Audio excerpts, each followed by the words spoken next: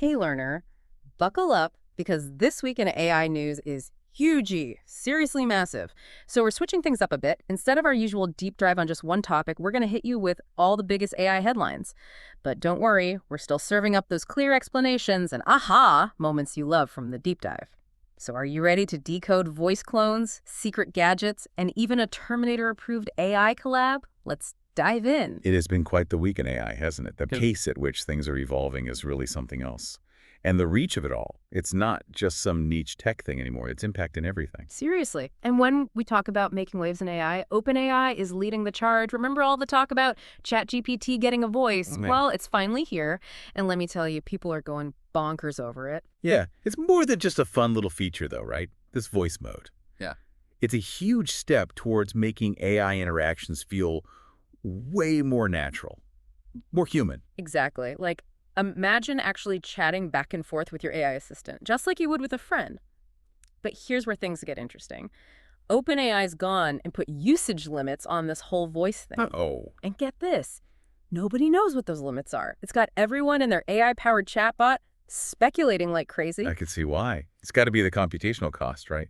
Or maybe there are some ethical considerations they're being tight-lipped about. Right. It's like they dropped this incredibly powerful tool, but then put it on a short leash. Yeah. And to make things even more interesting in the middle of this whole voice mode launch, OpenAI had some pretty bigwig exits. Really? Two of their top researchers and their chief technology officer all decided to walk. Wow. No, that's definitely noteworthy. I mean, yeah, people move on, especially in a company that's growing as fast as OpenAI. But the timing of it all, right after this major feature launch, it's definitely eyebrow-raising. Exactly. It makes you wonder what's going on behind the scenes over there. And then if things couldn't get any weirder, Sam Altman, OpenAI's CEO, drops this blog post, and it is deep. Oh, yeah, I read that one. It was quite something. He basically lays out this future where we've all got our own personalized AI teams, which is mind-blowing enough. But then he just casually throws in this line about superintelligence maybe only being a few thousand days away. A few thousand days? I mean, what does that even mean? It sounds like we're living in a sci-fi movie. Right. It's intentionally vague. Of course, Altman's not naive. He knows that giving a specific timeline would just cause mass panic. But by keeping it kind of mysterious, he creates this sense of urgency without actually having to back it up with hard dates, So we've got mysterious usage limits, executive-level shakeups, and the CEO's out here casually mentioning superintelligence. It's a lot, sure, but wait. There's one more OpenAI bombshell, and this one's straight out of a tech thriller. Apparently they're working on a top-secret AI gadget. No way. With Joni Ive, the design genius behind the iPhone. If anyone can make an AI gadget that people actually want to use, it's probably him. Right. The man's, like, the Da Vinci of tech design details are still super hush-hush.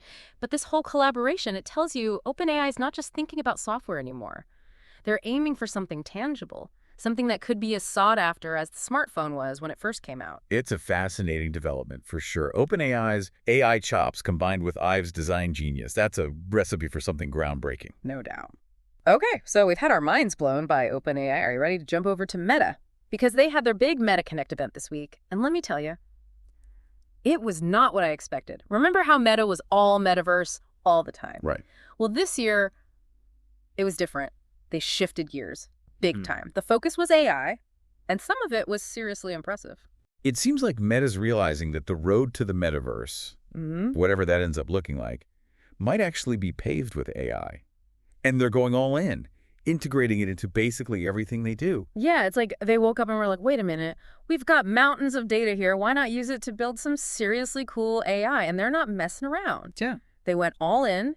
They launched their own AI assistant. Oh, yeah. Called Metavoice. And get this, it comes with celebrity voices. Whoa, really? That's kind of cool. Actually, it makes a lot of sense. They're trying to make their AI assistant more relatable or engaging. Right, exactly. And we're not just talking B-list celebrities either. They snagged John Cena, Snoop Dogg, even Dame Judi Dench. Imagine getting your messages read to you by Gandalf. Now, that's a feature I could get behind. But it does make you think, doesn't it? I mean, AI is getting so good at mimicking humans. And not just their voices, their likenesses too. It's impressive. Yeah. But it also raises some pretty big questions. For sure. Like, where do we draw the line? And how do we make sure this technology is used responsibly? Which, speaking of was, one of the celebrity voices they've got on Metavoice is Kristen Bell. Okay. And this is where it gets interesting. She's actually spoken out against Meta using her likeness for AI in the past. Oh, wow. Really? Oh, Talk about a PR headache. But it's also kind of a sign of the times, isn't it? This whole AI thing. It's creating all these ethical dilemmas, Mhm. and even people who have concerns are being drawn in by the possibilities. It's true. It's like a double-edged sword. But celebrity voice cameos aside, Meta also unveiled some seriously cool new AI features this week. For starters, their AI can now understand and manipulate images in some seriously impressive ways. That's where things start to get really interesting. Yeah. Right? When AI can take in information from different sources, not just text, but images, sounds, videos, that's when we start to see the real power of it. Exactly. Imagine uploading a photo of all the ingredients you've got in your fridge, and the AI's like, boom, here are 5 recipes you can make right now. Or say you want to add a funny hat to your cat's picture, you can just tell the AI to do it. No more messing around with complicated photo editing software. It's like having your own personal creative assistant, which actually makes you wonder, will people even need to learn those complicated programs anymore? Or will AI just handle it all for us? It's a valid question. But hey, that's a deep dive for another day. For now, let's talk about Llama. Remember that? Meta's open source large language model. Yeah, of course. It's a big deal. Giving developers and researchers access to that kind of power, it's huge for innovation. Right. And they just dropped a major upgrade, version 3.2. And get this, it's free to use. Hey. Talk about democratizing AI. But that's not all they've been up to.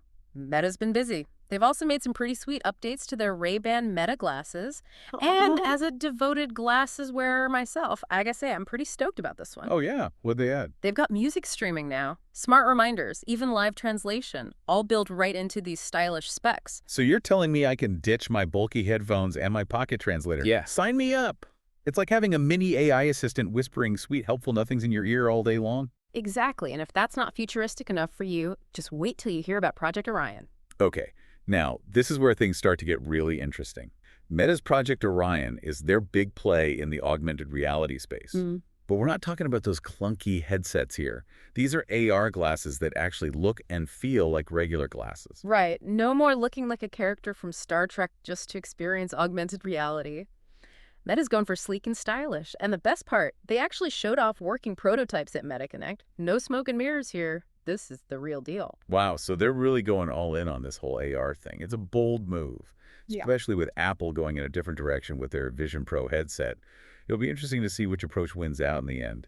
It's like a tech showdown. But hey, while OpenAI and Meta were busy battling it out for AI supremacy, something pretty unexpected happened over at Stability AI. Remember them?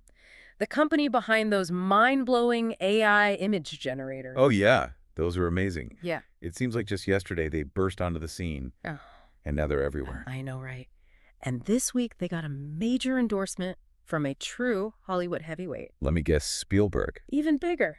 James Cameron. No way. The Terminator director. The one and only. He just joined the board of Stability AI. That's huge. The Terminator himself just gave AI his stamp of approval. What do you think this means for the future of AI in Hollywood?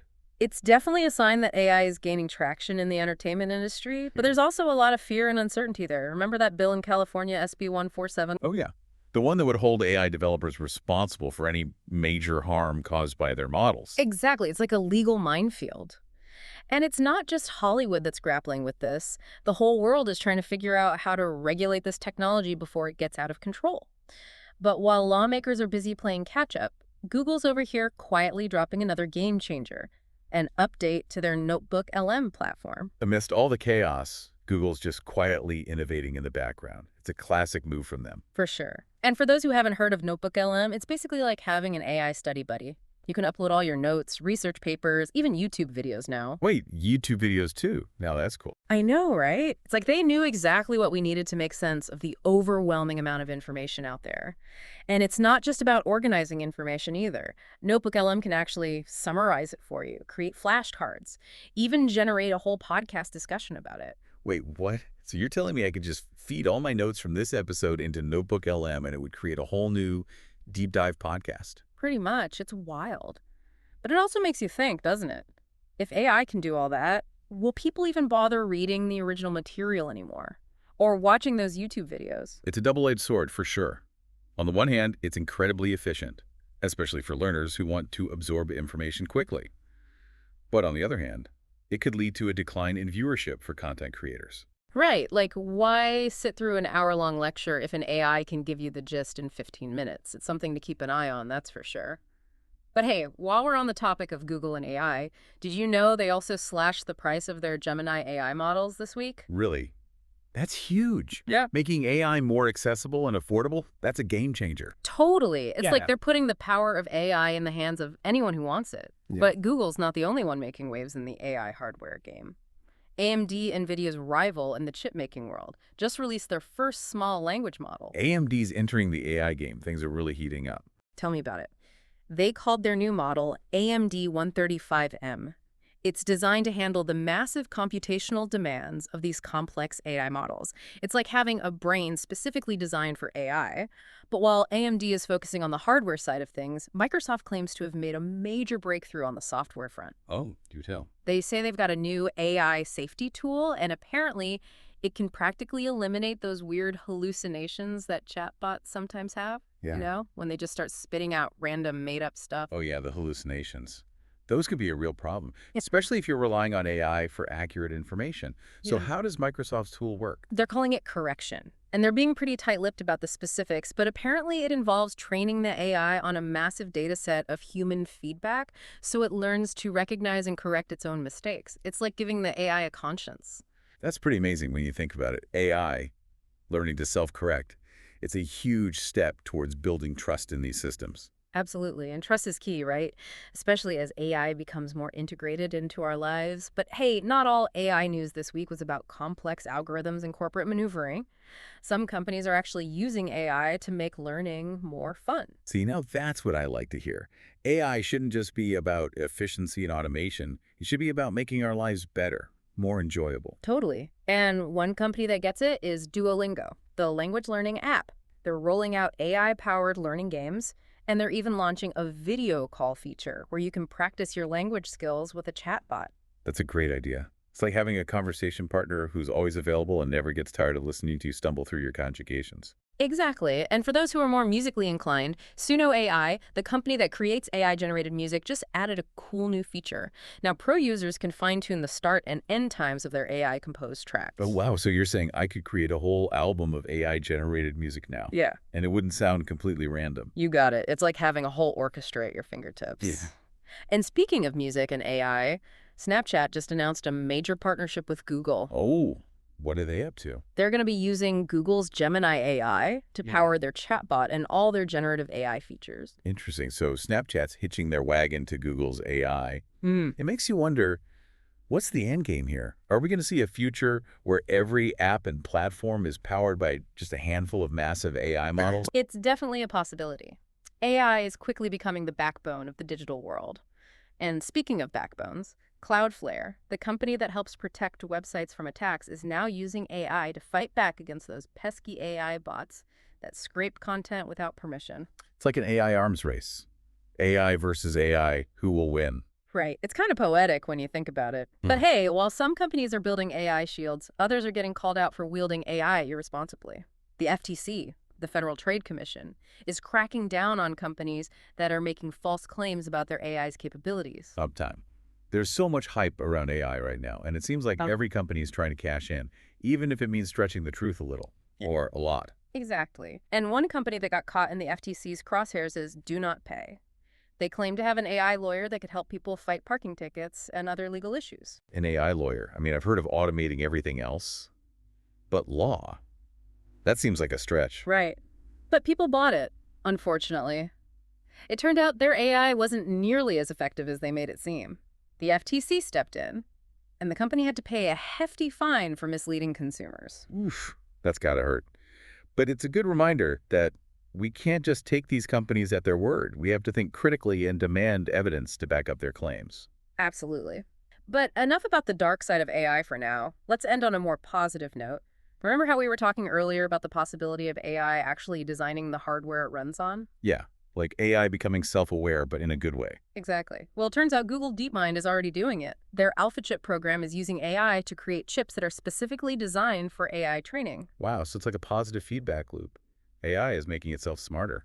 Precisely. And those new chips will then be used to train even more advanced AI models. It's a virtuous cycle of AI-powered innovation.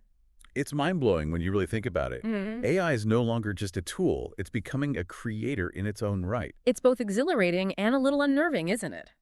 But while Google is busy building the AI of the future, let's not forget about one of the most exciting applications of AI that's already here, augmented reality.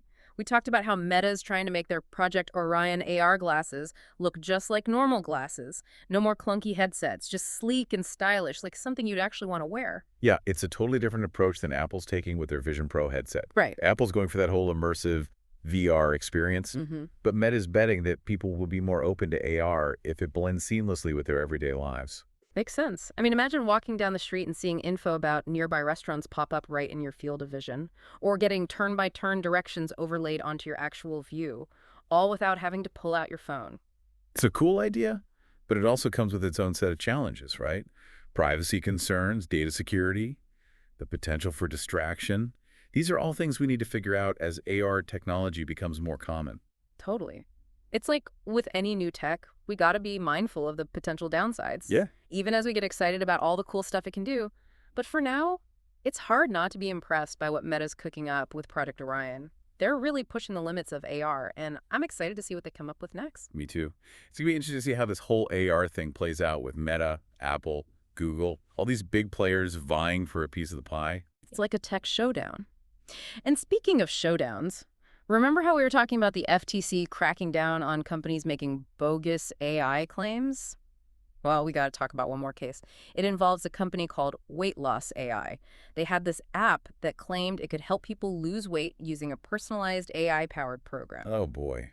This sounds like a recipe for disaster. Yeah. People are always looking for quick fixes, especially when it comes to weight loss. I know, right? And the idea of having an AI personal trainer and nutritionist right in your pocket, it's tempting. But it turned out that weight loss AI's claims were totally overblown. And their app wasn't nearly as effective as they said it was. So what happened? The FTC stepped in, slapped them with a hefty fine for misleading consumers. Good. Companies need to be held accountable for this stuff.